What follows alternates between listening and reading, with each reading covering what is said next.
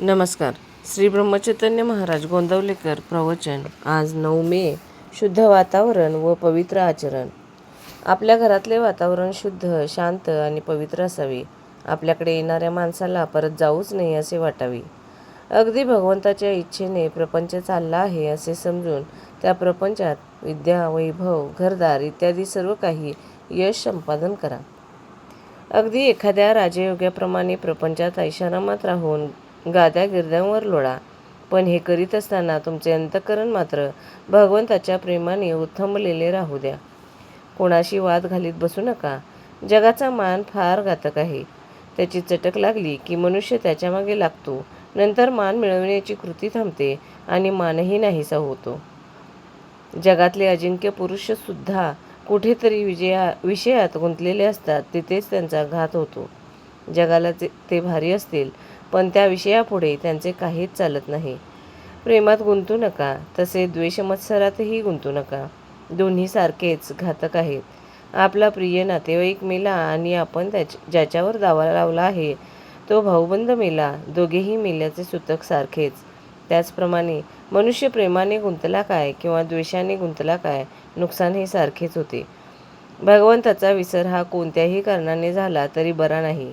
मग प्रपंचात सुखसोयी असल्याने तो होवो किंवा प्रपंचात दुःख झाल्यामुळे तो होवो. ढोंग, बुवाबाजी इत्यादींच्या भानगडीत तुम्ही पडू नका.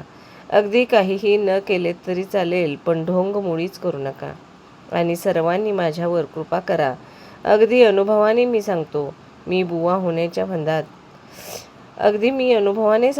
की बुवा होण्याच्या फंदात तुम्ही पडू नका.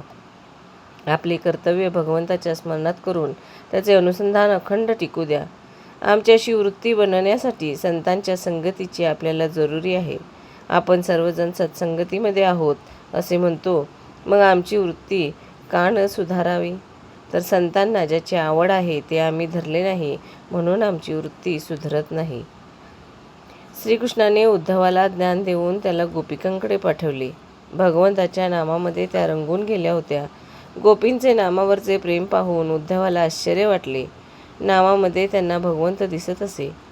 ते पाहून उद्धवाने देवाला सांगितले, देवा, तू मला ज्ञान दिलेस खरे, पण तुझ्या भक्तीचे प्रेम त्याहून श्रेष्ठ आहे, ते तू मला दे. खरोखर त्या नामाचे महात्म्य देवाच्या वर्णनापेक्षाही कठीण आहे. तुम्ही सर्वजण इथे आला आहात. इथून रामाजवळून काही मागून न्यायचेच असेल तर त्या नामाचे प्रेम तुम्ही सर्वांनी मागा.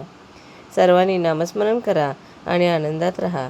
राम कृपा करेल हा भरवसा बाळगा. आपल्या जीवनात सहजता हवी. सहजतेमध्येच समाधान आहे. धन्यवाद.